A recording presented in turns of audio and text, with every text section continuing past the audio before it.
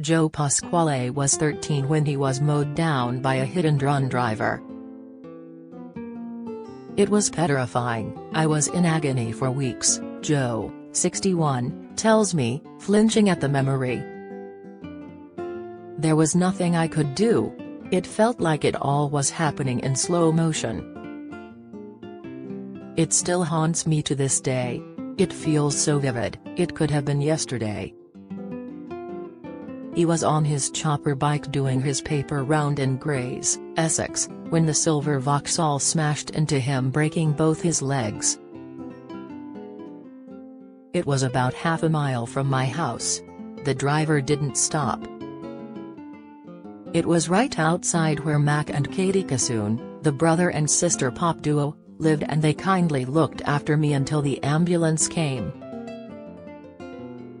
Then I was in a hospital ward with old boys who were at death's door, which was frightening in itself. I was a bit late delivering the papers," he adds with a smile. Peter Kay sparked fears from his family over career decision before turning 50. Latest, the accident left Joe's right leg slightly shorter than his left, and he missed nearly a year of school. Yet the much-loved comedian, ITV's former king of the jungle, credits the traumatic incident for his sideline as a horror writer.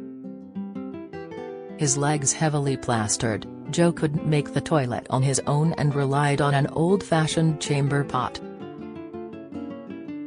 "I slept on the living room settee for months and watched telly at all hours. Every night there seemed to be a horror film on, either classic Hammer horrors like Dracula and the Curse of Frankenstein, or US sci-fi movies like Donovan's Brain. My mum had these old porcelain dolls and she used to tell me some of them were possessed. What a thing to tell a kid. So with them and the films I became obsessed with horror, the gorier the better." The obsession served Joe well in his 3 impressive Celebrity Mastermind appearances, and inspired his freshly published collection of fiendish short stories, Of Mice and Wolf Men. Leaving school with no qualifications, squeaky-voiced Pasquale had more jobs than George Osborne, T-boy, garage mechanic, Ford's factory worker, laborer, plasterer, civil servant, and a meat market porter, humping carcasses at Smithfield. "I had loads of jobs but they didn't last. I was always plagued by the thought, is this it for the next 40 years? I wanted to be an actor because you didn't have to get up in the morning. The next best thing was a job as a greencoat at Warner's holiday camp in Lowestoft. You had to do whist drives, run discos, oversee the snooker and the swimming, be a lifeguard and perform on stage. If the cabaret didn't turn up, the manager would tell me, go on and do 5 minutes. The genesis of the act he performed on ITV's New Faces, coming second to ventriloquist Jimmy Tamley in the 1987 Grand Final. Riding the TV exposure, Joe was booked to open for singer Grace Kennedy at Blazers nightclub, Windsor. He did his New Faces 5 minutes and came off stage. The stage manager was pulling his hair out. He said, "Get back on, we need another 40 minutes." Pasquale's then agent, former magician Michael Vine, gave Joe a trunk full of all his conjuring paraphernalia and his real act was born, a cocktail of daft jokes, slapstick tricks, prop gags and a song that'll get on your nerves, get on your nerves, get on your nerves. He calls it cack, but that old cack magic gave him a career spanning 5 decades. Joe frequently reduced Day O'Connor to tears with one-liners like "This is my stepladder, my real ladder left me." He stormed the 1993 Royal Command performance, which also showcased Bradley Walsh, Joe's lifelong chum from the talent contest circuit. ITV instantly commissioned "I'm Pasquale, he's Walsh." But the star's favorite TV achievement was an audience with Joe Pasquale. The 2005 special, watched by 9 million, was filmed a fortnight after Joe won I'm a Celebrity, Get Me Out of Here. They wanted it yesterday. I had to write it in 2 weeks with Colin Edmonds, a comedy writer and author renowned for his decades-long association with Bob Monkhouse. That sums up Joe's can-do attitude. He has cheerfully submitted to public indignities for his craft, having a nipple pierced on ITV's The Nightly Show, appearing dressed as a rabbit to overdub Putin in recent episode of The Last Leg. He's broken toes tap dancing in Panto, set his foot on fire on TV, and fractured his right hand on a Dancing on Ice tour. In a varied career, Pasquale has filmed with The Muppets and voiced Monkey in Neil Gaiman's The Sandman. He has also demonstrated a disciplined approach to the stage.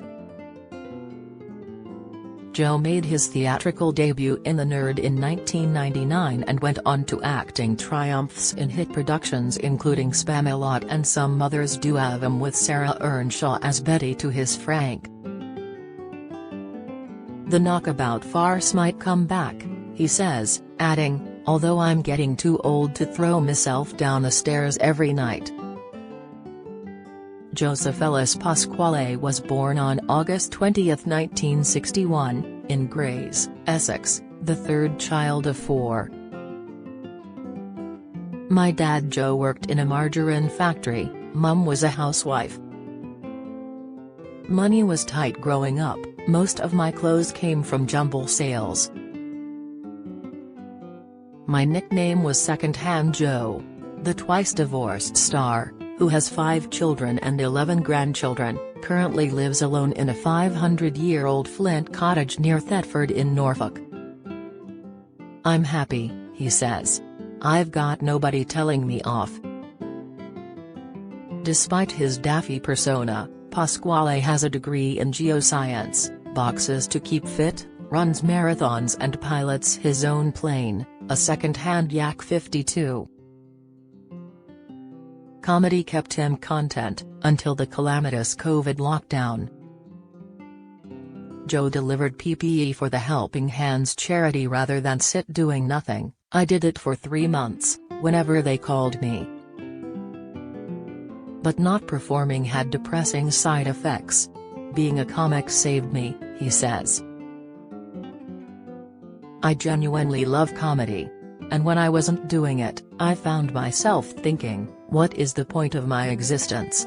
Without comedy, I was just a bloke in my pants. I became me again, and I buried the other me, the comedian me, deep inside. When the restrictions lifted, West End star Lee Mead asked Joe to do a warm-up gig as his special guest. I agreed, but I was worried. I thought, what if it's just me that turns up and not the comedian me? I was terrified. I thought it could be the worst gig I ever did, but it was great. It was like slipping into a warm bath full of honey. It all came back to me. I realized how much I'd missed it.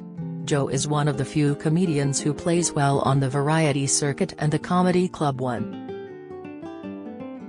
The self-deprecating clown recently played a swath of northern club gigs. I love them, they're so intimate. He abhors comedy snobbery. You're either funny or you're not, that's the only criteria. Joe's ambition is to keep working with nice people, doing nice jobs, no drama. I don't like stress. Life is stressful enough. His summer tour starts this month, and he'll be in Peter Pan facing Judge Rinder's Captain Hook at Southend this Christmas. After the tour I'll start writing a horror novel about vampires in Whitby, he says. On TV Dracula moves to London. In the books, he came from Whitby to Purfleet, to the Carfax estate, which was the site of a mental asylum not far from where I lived. So when I was a kid, I got on my bike and went there. It was a fixation. Pasquale has survived real horrors along the way. He was nearly shot out of the sky over Iraq while flying in to entertain 5,000 troops in 2007 with Katherine Jenkins and Gary Rhodes. And he lost £100,000 in an ill-advised investment in a defunct TV company, made shortly after his mother Ethel died. "It wiped out my savings, but you live and learn," he says. "It didn't kill me. Overall, I've been lucky. I've learned to roll with the punches. I'm really happy I'm still doing it after 40 years." Don't look back at anything, he advises. You've got to deal with today. Of Mice and Wolf Men, short horror stories by Joe Pasquale, Hellbound Books, £14.99, is out now. For theater tour tickets see joepasquale.com.